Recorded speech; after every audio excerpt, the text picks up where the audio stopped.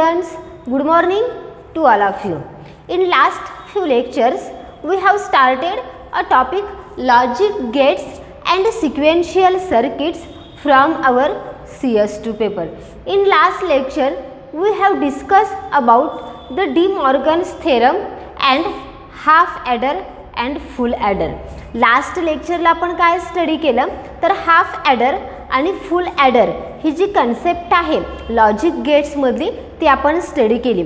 त्यावरून तुमच्या एक गोष्ट लक्षात आली असेल की ॲडर कशासाठी यूज केल्या जातात तर ज्यावेळेला आपण अरिथमॅटिक ऑपरेशन परफॉर्म करतो त्यावेळेला त्याच्यासाठी जे फंक्शनल युनिट म्हणून यूज केलं जातं ते कोण असतं तर ॲडर यूज केलं जातं. मग त्याच्यामध्ये हाफ ॲडर आणि फुल ॲडर हे दोन आपण ॲडरचे टाईप्स पाहिले. हाफ ॲडर काय करतं तर ज्यावेळेला तुम्हाला 2 बिट बायनरी नंबरची ॲडिशन परफॉर्म करायची असेल त्यावेळेला तुम्ही हाफ ॲडरचा यूज करू शकता. पण त्याच्यामध्ये जो कॅरी जनरेट होतो त्या कॅरीचं पुढे जाऊन काहीच यूज केला जात नाही. म्हणून तिथं काय करण्यात आलं तर ते जे कॉम्बिनेशनल सर्किट आहे ते थोडंसं एक्सपांड करण्यात आलं किंवा त्याच्यामध्ये चेंजेस करून फुल ॲडर जे सर्किट आहे ते डिझाईन करण्यात आलं. या फुल ॲडर सर्किटमध्ये आपण पाहिलं की अँड गेटचा यूज केला जातो, ऑर गेटचा यूज केला जातो आणि एक्सक्लुझिव्ह ऑर गेट म्हणजे नंबर्स ऑफ जे काही आपले बेसिक गेट्स आहेत ते कॉम्बिनेशनल करून काय केलं जातं एक सर्किट डिझाईन केलं जातं. मग हे फुल ॲडर काय करतं तर त्याच्यासाठी तुम्ही 3 इनपुट्स त्याला प्रोव्हाइड करता आणि ते तुम्हाला ॲज अ आउटपुट म्हणून 2 आउटपुट्स देतं. त्यातलं पहिलं आउटपुट जे आहे ते आहे कॅरी आउटपुट आणि सेकंड आउटपुट जे आहे ते सम आउटपुट. हे जे आहे ते आपण लास्ट लेक्चरला स्टडी केलं. आता आपण या चॅप्टरमधला हाफ पार्ट जो आहे तो आपला स्टडी करून झालेला आहे. म्हणजे आपल्या चॅप्टरचं नाव बघा काय तर logic gates and sequential circuits. आता याच्यामधला लॉजिक गेट्स जो पार्ट आहे तो लॉजिक गेट्स पार्ट आतापर्यंत आपण स्टडी करून झाला. त्याच्यामध्ये आपण डिफरंट टाईप्सचे बेसिक गेट्स बघितले, त्याच्यानंतर डिराइव्ड गेट्स स्टडी केले. अजून काय बघितलं तर डी मॉर्गन्स थेरम जे आहेत ते सुद्धा या लॉजिक गेट्समध्ये येतात. आणि हाफ ॲडर आणि फुल ॲडर, हाफ ॲडर आणि फुल ॲडर काय आहे तो तर हे कॉम्बिनेशनल सर्किट आहेत की जे सर्किट कशापासून तयार केलेले आहेत तर बेसिक गेट आणि डिराइव्ड गेट्स या दोघांचंही कॉम्बिनेशन करून काय केलेत आपण फुल ॲडर आणि हाफ ॲडर बघितले. आता इथं पुढून आपण जे बघणार आहोत ते काय आहेत आपले कॉम्बिनेशनल सर्किट आहेत. यालाच काय म्हटलं जातं तर सिक्वेन्शियल सर्किटसुद्धा म्हटलं जातं. आता याला कॉम्बिनेशनल सर्किट का म्हणायचं कारण ज्यावेळेला हे सर्किट्स डिझाईन केले जातात त्यावेळेला याच्यामध्ये एकापेक्षा जास्त गेटचा काय केला जातो कॉम्बिनेशन केलं जातं. म्हणजे अँड गेट यूज केला असेल, ऑर गेट यूज केला असेल, एक्सक्लुझिव्ह ऑर गेट यूज केला असेल, असे डिफरंट टाईप्सचे जे काही आपल्याकडे गेट्स आहेत त्या गेट्सचं कॉम्बिनेशन करून काय केले जातात हे मल्टिपल टाईप्सचे सर्किट डिझाईन्स केले जातात. म्हणून त्याला काय म्हटलं जातं तर कॉम्बिनेशनल सर्किट. मग ह्या कॉम्बिनेशनल सर्किट्समध्ये आपण काय काय स्टडी करणार आहोत तर त्यातला पहिला पॉईंट आज आपण बघणार आहोत तो आहे मल्टिप्लेक्सर्स अँड डीमल्टिप्लेक्सर्स. अजून आपल्याला काय काय स्टडी करायचं आहे तर याच्यामध्ये एनकोडर आणि डीकोडर हे सुद्धा कॉम्बिनेशनल सर्किट आहे. त्याच्यानंतर फ्लिप फ्लॉप जे आहेत की ज्याच्यामध्ये RS फ्लिप फ्लॉप आहे, JK फ्लिप फ्लॉप आहे आणि डी फ्लिप फ्लॉप आहे. हे जे सगळं आहे हे सगळं कशामध्ये इन्क्लूड आहे तर आपल्या या कॉम्बिनेशनल सर्किट जे आहे या कॉम्बिनेशनल सर्किटमध्ये हे सगळं इन्क्लूड केलं जातं. मग आता इथून पुढे आपण काय स्टडी करणार आहोत तर आपण जे बेसिक गेट्स बघितले आहेत त्या बेसिक गेट्सचा यूज करून काय केले जातात हे डिफरंट टाईप्सचे सर्किट काय केले जातात डिझाईन केले जातात. आता हे सर्किट्स कशासाठी वापरले जातात मग ज्या ठिकाणी ज्या वेळेला तुम्ही हे कॉम्बिनेशनल सर्किट वापरता त्याला त्याचं स्पीड जे आहे ते स्पीड जास्त असतं आणि त्याच्यासाठी काय केले जाते तर मिनिमम साईजमध्ये ते सर्किट तुम्हाला अवेलेबल करून दिलं जातं. म्हणजे जर अँड गेटचं सर्किट बघितलं किंवा ऑर गेटचं सर्किट बघितलं तर त्याच्यासाठी असणारी साईज ही साईज काय केली जाते रिड्यूस केली जाते आणि तिथं कॉम्बिनेशनल सर्किट्स डिवाइड केलं जातं. मग ते कॉम्बिनेशनल सर्किट हे सिम्पल सर्किट असते, इकॉनॉमिक असतं आणि त्याची कॉस्टसुद्धा कशी असते तर कमी असते कारण तिथं मल्टिपल सर्किट्स जे आहेत ते मल्टिपल सर्किट्स एकत्र येऊन काय केलं जातं ते कॉम्बिनेशनल सर्किट डिझाईन केलं जातं. आता आज आपण शिकणार आहोत ते आहे मल्टिप्लेक्सर्स अँड डीमल्टिप्लेक्सर्स. त्यातला पहिला पॉईंट आपण आज बघूया की मल्टिप्लेक्सर्स म्हणजे काय. याच्यावरती तुम्हाला एक्झामला क्वेश्चन विचारला जातो की write a difference between multiplexers and demultiplexers. आणि कालच्या लेक्चरला जे आपण हाफ ॲडर आणि फुल ॲडर शिकलो होतो त्याच्यावरती सुद्धा तुम्हाला 4 मार्क्सचा क्वेश्चन विचारला जातो. Right a short note on half adder and full adder. मग त्या ठिकाणी तुम्हाला ॲडरची डेफिनेशन देणं गरजेचं आहे. त्याच्यानंतर ॲडरमध्ये कोणकोणते सर्किट्स कंबाईन केले जातात हे सांगणं गरजेचं आहे. त्याचं वर्किंग कोणत्या पद्धतीचं आहे, म्हणजेच हाफ ॲडर कशासाठी वापरला जातो, फुल ॲडर कशासाठी वापरला जातो. त्याच्यानंतर त्याचं सिम्बॉलिक रिप्रेझेंटेशन लिहावं लागणार आहे तुम्हाला, त्याची डायग्राम ड्रॉ करावी लागणार आहे आणि ट्रूथ टेबल. एवढा सगळा कंटेंट ज्या वेळेला तुम्ही तुमच्या पेपरमध्ये राईट डाऊन कराल त्यावेळेला तिथं तुम्हाला आउट ऑफ 4 मार्क्स तिथं दिले जातील. लक्षात आलं की प्रत्येक जो पॉईंट आहे या चॅप्टरमधला, या प्रत्येक पॉईंटवरती काय केला जातो, क्वेश्चन विचारला जातो. ते क्वेश्चन जे आहे ते त्या वेळेला मी तुम्हाला ते सांगत जाईल. आणि तुम्हाला ज्या नोट्स PDF फॉर्मॅटमध्ये दिल्या जातात त्याच्यामध्ये सुद्धा जे काही ॲन्सर्स आहेत ते क्वेश्चन अँड ॲन्सर या पद्धतीनंच तुम्हाला त्या नोट्स प्रोव्हाइड केल्या जातील की जेणेकरून तुम्हाला आयडिया येईल की आपल्याला कोणत्या पद्धतीचा क्वेश्चन विचारला जाईल किंवा किती मार्क्ससाठी या पॉईंटवरती क्वेश्चन विचारला जाईल. आता आपण स्टार्ट करूया मल्टिप्लेक्सर्स. आता मल्टिप्लेक्सर्स म्हणजे काय आहे ते बघा. इट कनेक्ट्स many sources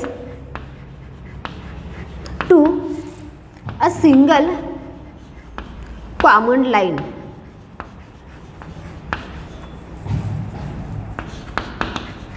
याची डायग्राम मी इथं ड्रॉ करते म्हणजे तुमच्या लक्षात येईल की मल्टिप्लेक्सरचं डिझाईन कोणत्या पद्धतीचं आहे.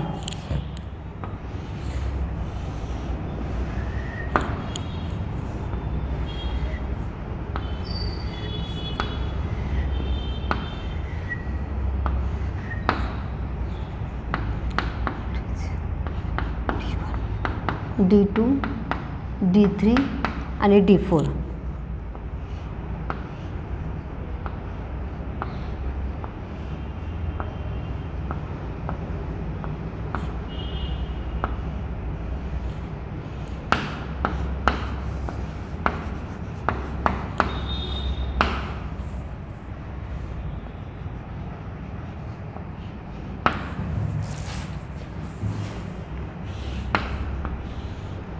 इथं 2 टाईपमध्ये काय केलेले आहे याची डायग्राम दिलेली आहे आपल्याला.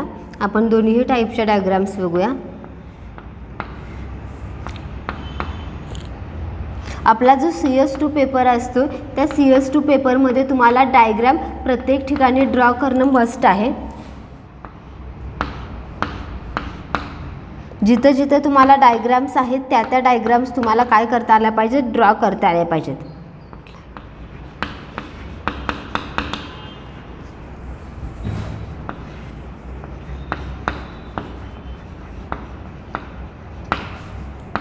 हे त्याचं सिम्बॉलिक रिप्रेझेंटेशन आहे.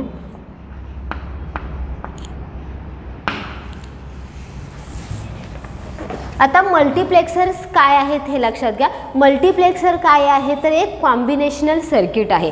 कॉम्बिनेशनल सर्किट म्हणजे काय, आपण आत्तापर्यंत बघितलं की ज्या सर्किटमध्ये एकापेक्षा जास्त गेटचा यूज करून काय केलं जातं, एक नवीन सर्किट डिझाईन केलं जातं, त्याला आपण काय म्हणतो तर कॉम्बिनेशनल सर्किट. मग मल्टिप्लेक्सर्स काय आहेत तर कॉम्बिनेशनल सर्किट आहेत. आता तुम्ही इथं म्हणाल की मॅडम इथं कुठंच आम्हाला कुठल्याच गेटचं दाखवलं नाही आहे, म्हणजे इथं कोणकोणते गेट वापरले ते आपल्याला दिसत नाही आहे, तरीसुद्धा तुम्ही काय म्हणताय तर हे कॉम्बिनेशनल सर्किट आहे.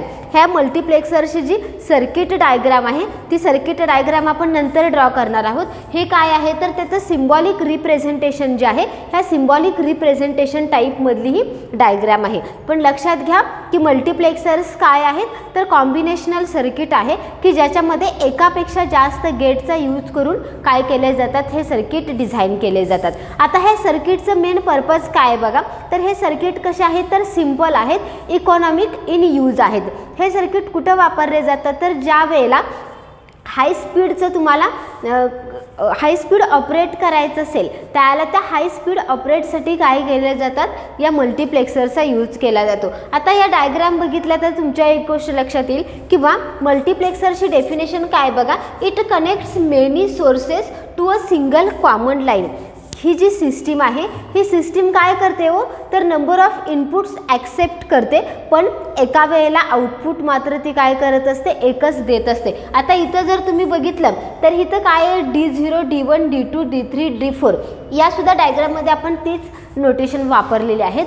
मग D0, D1 काय आहेत, तर जे काही तुम्ही इनपुट्स त्या ह्याला प्रोव्हाइड करता सर्किटला त्याला काय नावं देण्यात आलेली आहेत, इथं D1, D2 आणि D3 या पद्धतीने तुम्ही कितीही इनपुट्स काय करू शकता, प्रोव्हाइड करू शकता. पण आउटपुट मात्र तुम्हाला काय मिळणार आहे, एका वेळेला एकच आउटपुट तिथं मिळणार आहे. मग हे आउटपुट कसं डिसाईड केलं जातं, तर त्याच्यासाठी इथं सिलेक्ट लाईन्स वापरल्या जातात किंवा त्यालाच काय म्हटलं जातं, तर कंट्रोल लाईन वापरली जाते. म्हणजे ही डायग्राम बघितली तर तुमच्या लक्षात येईल, इथं नंबर ऑफ इनपुट्स प्रोव्हाइड केलेले आहेत, पण यातले एका वेळेला एकच इनपुट काय केलं जातं, तर ते हे केलं जातं, त्याच्यावरती प्रोसेस केलं जातं आणि ॲज अ आउटपुट म्हणून तुम्हाला दिलं जातं. मग ते कशावरती डिपेंड आहे, तर त्याच्यावरती सिलेक्ट लाईन्स आहेत. मग त्या सिलेक्ट लाईन काय करतात, तर नंबर ऑफ इनपुट्स त्यांच्याकडे आलेले आहेत. ओके, मग ती सिलेक्ट लाईन काय करते, तर जसे नंबर ऑफ इनपुट्स त्याच्याकडे आलेले आहेत त्यातला प्रत्येक इनपुटला ते काय करत असते, कनेक्ट करत असते. त्याचं काम झालं की आउटपुट देणार, आउटपुट त्याचं देऊन झालं की दुसरं जे इनपुट आहे त्याला ती सिलेक्ट लाईन काय केली जाते, कनेक्ट केली जाते आणि त्याचं आउटपुट काय केलं जातं, तुम्हाला प्रोव्हाइड केलं जातं. हे कशाचं वर्किंग आहे, तर ते आहे मल्टिप्लेक्सरचं वर्किंग. लक्षात आलं, मल्टिप्लेक्सरची साधी आणि सोपी डेफिनेशन काय आहे, तर it accepts number of inputs but give only one output, किंवा it connects many sources. Many sources म्हणजे काय आहे, तर नंबर ऑफ इनपुट्स तो काय करत आहे, कनेक्ट करत आहे to a single common line. To a single common line म्हणजे काय, तर इथं कनेक्ट लाईन जी दिलेली आहे ती एकच आहे. मग एका वेळेला ती काय करत असते, तर एकच इनपुट ॲक्सेप्ट करत असते, त्याच्यावरती प्रोसेस करते आणि त्याचं आउटपुट काय करत असते, आपल्याला देत असते. यालाच काय म्हटलं जातं हो, तर many to one. Many to one म्हणजे काय, तर हे नंबर ऑफ इनपुट्स किती ॲक्सेप्ट करते, तर many number of inputs accept करते, पण आउटपुट काय देते, तर वन देते, म्हणून त्याला काय म्हटलं जातं, तर मेनी टू वन. त्याची दुसरी अजून मी काय सांगितली डेफिनेशन, तर it accepts number of input but give only one output. अजून काय याच्याशी रिलेटेड पॉइंट आहे, तर बघा, it is also known as data selector. Data selector line.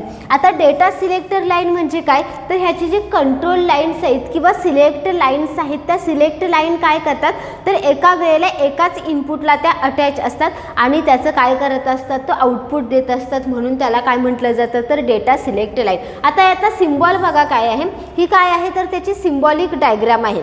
ज्या पद्धतीने आपण पाहिलं की प्रत्येक गेट आपण ज्यावेळेला स्टडी केला त्यावेळेला त्या प्रत्येक गेटचा काय होता, तर एक सिम्बॉल होता. इथं सुद्धा मल्टिप्लेक्सर्स किंवा डीमल्टिप्लेक्सर्स आपण बघणार आहोत, त्याचा प्रत्येकाचा काय आहे, एक वेगळा सिम्बॉल आहे. मग ह्या सिम्बॉलमध्ये बघा इकडचे काय आहे, तर हे इनपुट लाईन्स आहेत. इथं मी राईट डाऊन करते, इनपुट लाईन्स.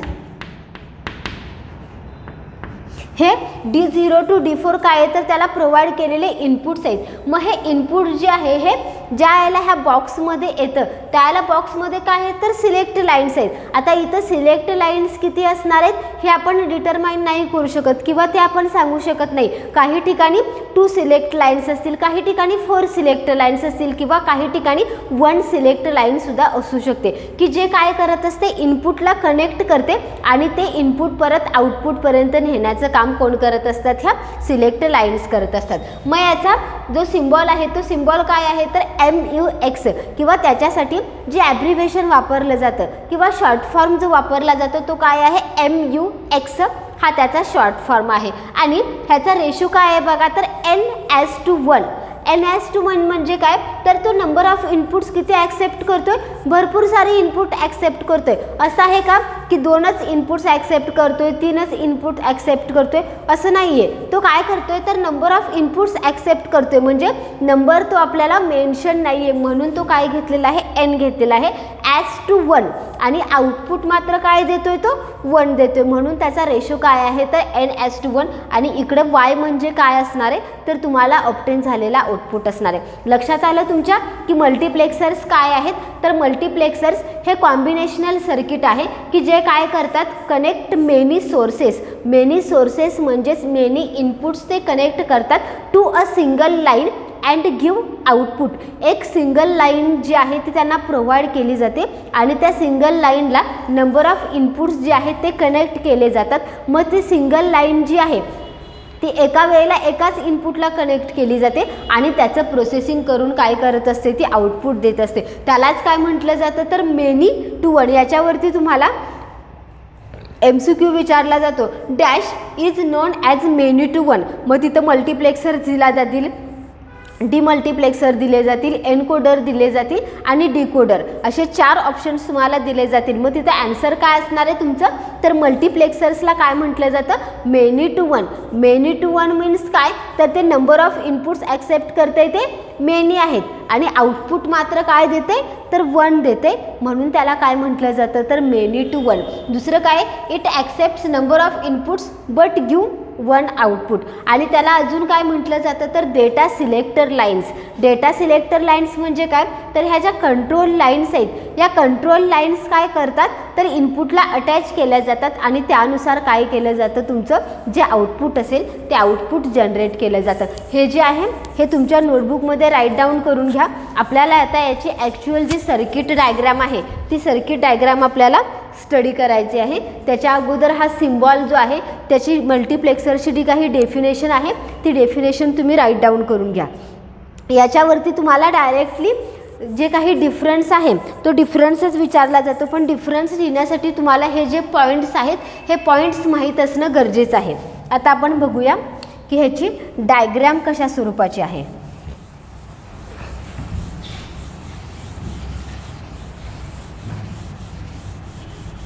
इथं मी ही पण डायग्राम ठेवते.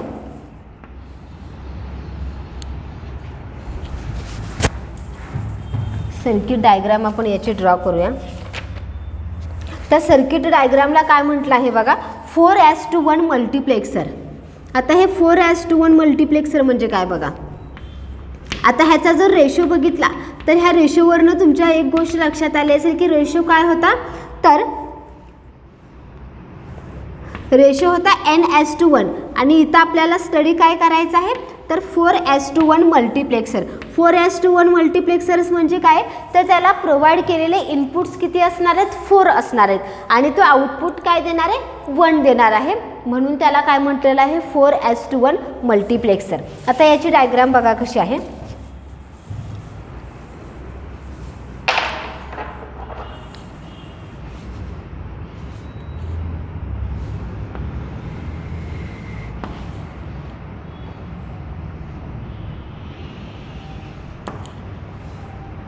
इथं 2 सिलेक्ट लाईन्स दिले आहेत, एक आहे S1 आणि दुसरी सिलेक्ट लाईन जी वापरलेली आहे ती आहे S2. मी मगाशी ज्या पद्धतीने तुम्हाला सांगितले की कंट्रोल्स लाईन्स ज्या आहेत हे आपण मेन्शन करू शकत नाही की त्या किती असणार आहेत. त्या काही वेळेला 2 असतील, काही वेळेला 4 असतील, कितीही तिथं काय दिले असतील तर कंट्रोल लाईन्स तिथे तुम्हाला अवेलेबल करून दिल्या असतील. आता याच्यामध्ये बघा कोणकोणते सिम्बॉल्स वापरले आहेत, त्यावरनं तुम्हाला हे समजायला पाहिजे की इथं कुठले कुठले गेट्सचा यूज केलेला आहे. आता आपल्या गेट्सचे सगळे जे सिम्बॉल्स आहेत ते सगळे सिम्बॉल्स तुमच्या लक्षात राहिले असतील. त्यावरून आता तुम्ही सांगायचं आहे की इथं कोणत्या गेटचा यूज केलेला असणार आहे.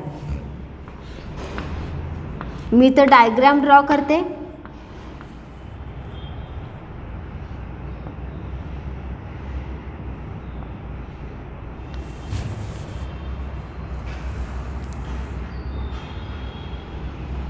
इथं 4 इनपुट्स जे आहेत ते 4 इनपुट्स इथं प्रोव्हाइड केलेले आहेत आणि आउटपुट मात्र तुम्हाला काय मिळणार आहे, तर एकच y हे आउटपुट मिळणार आहे. आता ते y हे आउटपुट कसं ऑब्टेन होणार आहे, तर त्याच्यासाठी इथं ट्रूथ टेबल एक दिलेलं आहे.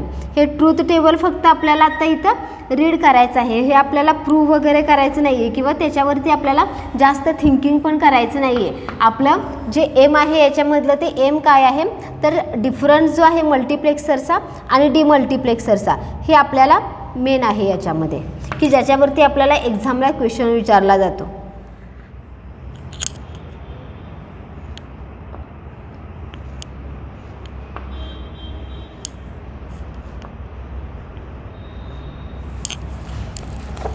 याच्यामध्ये तुम्हाला 4 इनपुट्स दिलेले आहेत. एक आहे D0, एक आहे D1, D2, D3 आणि D4. या पद्धतीनं काय केलेले आहेत, तुम्हाला 4 इनपुट्स दिलेले आहेत आणि आउटपुटसुद्धा तुम्हाला काय काय ऑब्टेन होत आहे ते बघायचं आहे.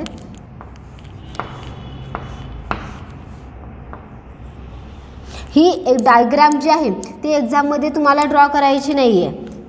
फक्त इथं तुम्हाला समजावं की कॉम्बिनेशनल सर्किट म्हणजे बाबा काय आहे, तर त्याच्यासाठी मी ही जी डायग्राम आहे ही डायग्राम तुम्हाला इथं ड्रॉ करून दिलेली आहे. कारण मगाचा जर सिम्बॉल तुम्ही पाहिला तर त्याच्यामध्ये फक्त आपल्याला काय दिसत आहेत, तर सिम्बॉलिक रिप्रेझेंटेशन होतं. त्याच्यामध्ये कोणकोणते गेट्स यूज केलेले आहेत हे तिथं आपल्याला क्लिअर होत नाही आहे. त्याच्यासाठी काय केलेलं आहे, तर इथं मी डायग्राम ड्रॉ केलेली आहे की जेणेकरून तुमच्या लक्षात यावं की याच्यामध्ये आपल्याला कोणकोणत्या गेट्सचा यूज केलेला आहे.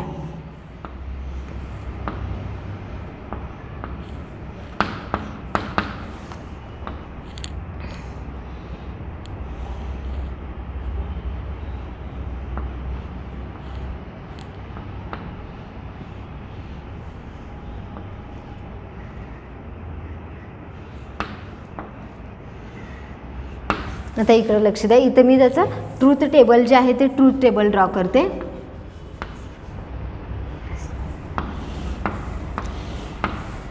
ट्रूथ टेबलमध्ये इनपुट म्हणून काय काय दिले आहेत बघा. जे आपण सिलेक्ट लाईन वापरलेले आहेत त्या सिलेक्ट लाईन्सची जी काही तुम्ही व्हॅल्यू घेताय ती व्हॅल्यू तिथं काय केलेली आहे, ॲज अ इनपुट म्हणून घेतलेली आहे. म्हणजे जे आपण 4 कॉम्बिनेशन्स डिझाईन करतो 0 0 1 0 आणि 1 1 हे 4th कॉम्बिनेशन्स ज्या वेळेला तिथं असणार आहेत त्याला वायची व्हॅल्यू काय काय असणार आहे ते इथं दिलेलं आहे.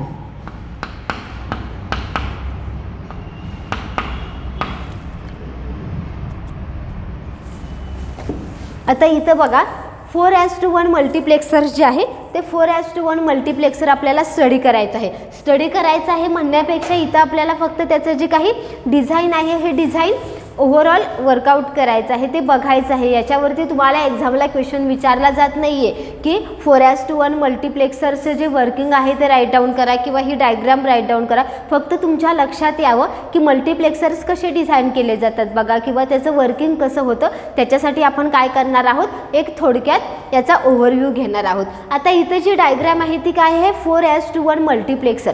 4:1 मल्टिप्लेक्सर म्हणजे काय, तर ही नंबर ऑफ इनपुट्स किती ॲक्सेप्ट करते, तर 4 नंबर ऑफ इनपुट्स ॲक्सेप्ट करते आणि आउटपुट काय देते, तर 1 आउटपुट ते आपल्याला देत आहे. म्हणून त्याचा रेशो काय आहे, तर 4:1 मल्टिप्लेक्सर असं त्याला म्हटलं आहे. आता ही डायग्राम जर व्यवस्थित पाहिली तुमच्या तर इथं लक्षात येईल की तुमच्या गेट्स कुठले कुठले वापरलेत.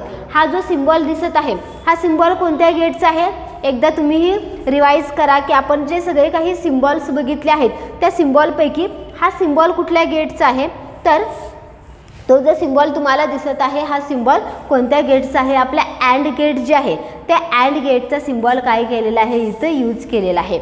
आणि हा जो सिम्बॉल आहे तो कशाचा आहे, ऑर गेटचा सिम्बॉल आहे. म्हणजेच मल्टिप्लेक्सर काय आहे, तर कॉम्बिनेशनल सर्किट आहे की जे कशाचा यूज करून डिझाईन केलं जातं, तर अँड गेट आणि ऑर गेट यांचं कॉम्बिनेशन करून काय केलं जातं, तर हे सर्किट डिझाईन केलं जातं. त्याच्यासोबत इथे एक छोटासा सिम्बॉल दिसतोय बघा, हा सिम्बॉल कशाचा आहे, तर इन्व्हर्टचा. म्हणजे ज्या वेळेला आपण नॉट गेट बघितलं तर नॉट गेटचा सिम्बॉल कसा होता तर ट्रायंगल स्वरूपाचा त्याचा सिम्बॉल होता. इथं सुद्धा काय केलं आहे तर तो सिम्बॉल इथं यूज केलेला आहे. म्हणजे ह्या सगळ्या गेटचं कॉम्बिनेशन करून काय केलेलं आहे मल्टिप्लेक्सर हे कॉम्बिनेशनल सर्किट जे आहे ते मल्टिप्लेक्सर कॉम्बिनेशनल सर्किट डिझाईन केलेलं आहे. आता इथं त्याला जे इनपुट्स प्रोव्हाइड केलेले आहेत ते इनपुट्स कसे असणार आहेत बघा. तर मी तुम्हाला इथं D0, D1, D2 आणि D3 असं दिसत आहे. हे ॲक्च्युली त्याचं इनपुट नाही आहेत. तर इनपुट म्हणून काय दिले जाते बघा, हे S1 आणि S2 ह्या काय आहेत सिलेक्ट लाईन्स आहेत किंवा कंट्रोल लाईन्स आहेत की ज्या काय केल्या जातात तर इनपुट जे येत आहे त्या इनपुटला त्या कनेक्ट होतात आणि आउटपुटपर्यंत नेण्याचं काम कोण करत आहेत ह्या S1 आणि S2 ह्या दोन सिलेक्ट लाईन्स. मग आता ह्याचं जे ट्रूथ टेबल आहे ते ट्रूथ टेबल बघा कसं आहे ते कशावरती डिपेंड आहे तर S1 आणि S0 यांचे काय केलेले आहेत तर इथं कॉम्बिनेशन्स तयार केलेले आहेत. ज्या पद्धतीने आपण लॉजिक गेट्स राईट डाऊन करतो त्याला आपण काय करतो तर A आणि B हे इनपुट घेतो आणि त्याचे पॉसिबल कॉम्बिनेशन्स लिहितो. इथं सुद्धा सेम तसंच केलेलं आहे. फक्त आपण A आणि B हे जे इनपुट्स वापरतो त्याच्याऐवजी इथं काय वापरलेलं आहे तर S1 आणि S0 या काय वापरलेल्या आहेत सिलेक्ट लाईन्स वापरलेल्या आहेत. आणि ह्या सिलेक्ट लाईन्सचे काय केलेत नंबर ऑफ कॉम्बिनेशन्स डिझाईन केलेत. आता याचं वर्किंग थोडक्यात मी सांगते की कसं होतं. ज्यावेळेला S1 आणि S0 यांची व्हॅल्यू 0 0 असणार आहे म्हणजे S1 आणि S0 हे ज्यावेळेला 0 0 असतील त्यावेळेला ह्यातलं कुठलं गेट सिलेक्ट केलं जाईल तर फर्स्ट अँड गेट जे आहे ते सिलेक्ट केलं जाईल आणि ते इनेबल केलं जाईल आणि त्याला आउटपुट म्हणून काय दिलं जाणार आहे तर D0 जे आहे ते त्याचा आउटपुट असणार आहे. लक्षात घ्या इथं फर्स्ट अँड गेट ज्या वेळेला सिलेक्ट केलं जाईल त्याला Y आउटपुट म्हणून काय देणार तर D0 जे आहे ते आउटपुट म्हणून देणार आहे. म्हणजे जर तुम्ही व्यवस्थित पाहिलं तर एकदम ह्याचं वर्किंग इझी आहे. फक्त लक्षात काय तुम्हाला ठेवायचं आहे तर S1 आणि S0चे कॉम्बिनेशन्स काय असतील त्याच्यावरनं D0 जी जे इनपुट आहे ते हे केलं जाईल आउटपुटमध्ये कन्वर्ट केलं जाईल का D1, D2, D3.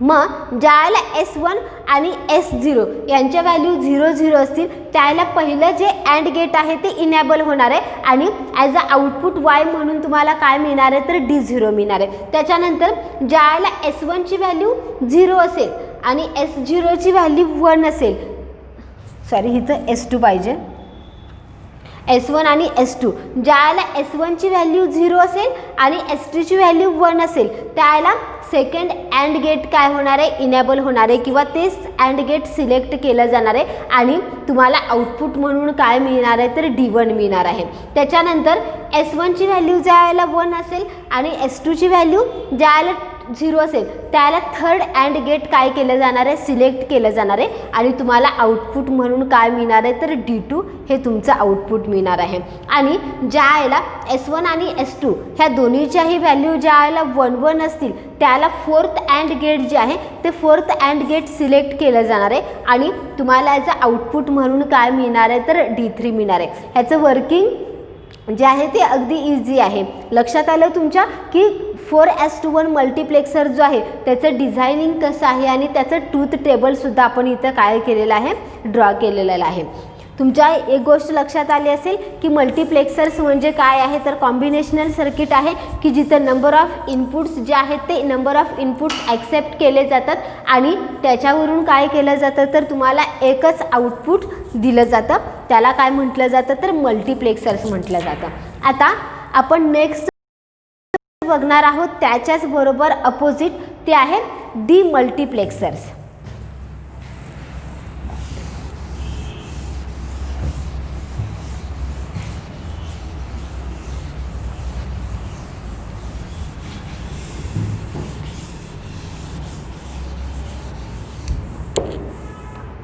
Second point याचा डिमल्टिप्लेक्सर्स.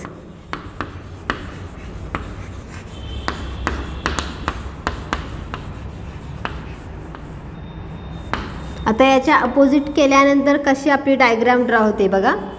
डिमल्टिप्लेक्सर्स म्हणजे काय तर 1 to many.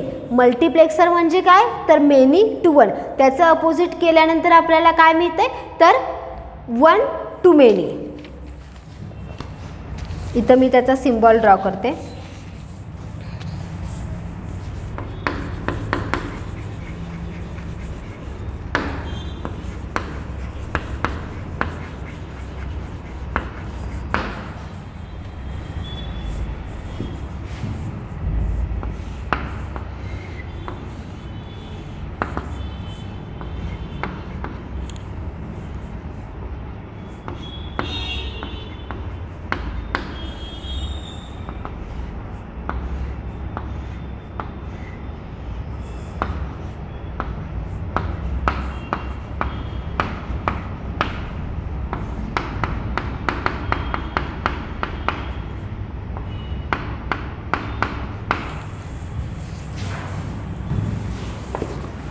बघा, डीमल्टिप्लेक्सर्स म्हणजे काय तर अपोजिट ऑफ मल्टिप्लेक्सर्स.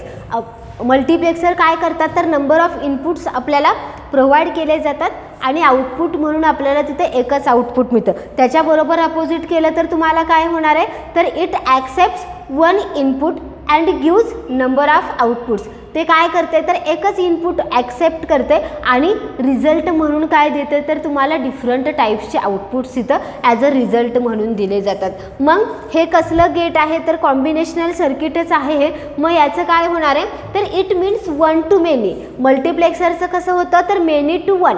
आता इथं डीमल्टिप्लेक्सर काय करते तर एकच इनपुट ॲक्सेप्ट करते आणि नंबर ऑफ आउटपुट देते, म्हणजेच काय येणार आहे तर वन टू मेनी येणार आहे. इथं त्याचं सिम्बॉलिक रिप्रेझेंटेशन काढलेलं आहे. बघा इथं काय केलं आहे तर डी म्हणजे काय करते तर ते एकच इनपुट ॲक्सेप्ट करते. इकडं जे लेफ्ट हँड साईडला आपण लिहितो ते काय असतं तर त्याने ॲक्सेप्ट केलेलं इनपुट. मग हे इनपुट किती ॲक्सेप्ट करते तर डी हे एकच इनपुट ॲक्सेप्ट करते. इथं सुद्धा काय दिलेले आहे तर सिलेक्ट लाईन्स वापरले आहेत.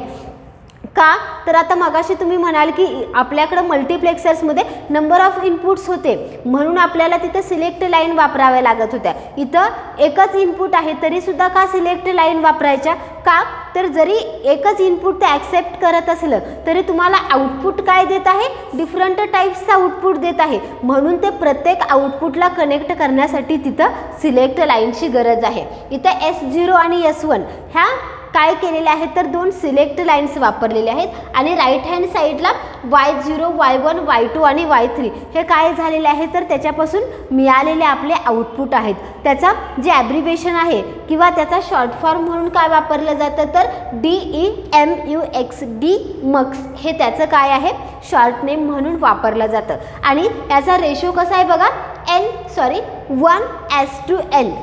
आपण मल्टिप्लेक्सर जर पाहिलं तर मल्टिप्लेक्सरचा रेशो कसा होता L:1 मेनी टू 1 हे त्याच्यावरनं तुमचं क्लिअर होत होतं. मग डीमल्टिप्लेक्सरचा रेशो काय आहे तर 1:1 म्हणजे 1 इनपुट आणि N आउटपुट हे त्याचं काय आहे रेशो आहे. लक्षात आलं तुमच्या की मल्टिप्लेक्सर्स म्हणजे काय आणि डीमल्टिप्लेक्सर्स म्हणजे काय. या दोघांचा जो डिफरन्स असेल तो डिफरन्स आपण काय करूया नेक्स्ट लेक्चरला स्टडी करूया. आता याच्यामध्ये सुद्धा बुकमध्ये तुम्हाला दिलेलं आहे की N1:4 डीमल्टिप्लेक्सर.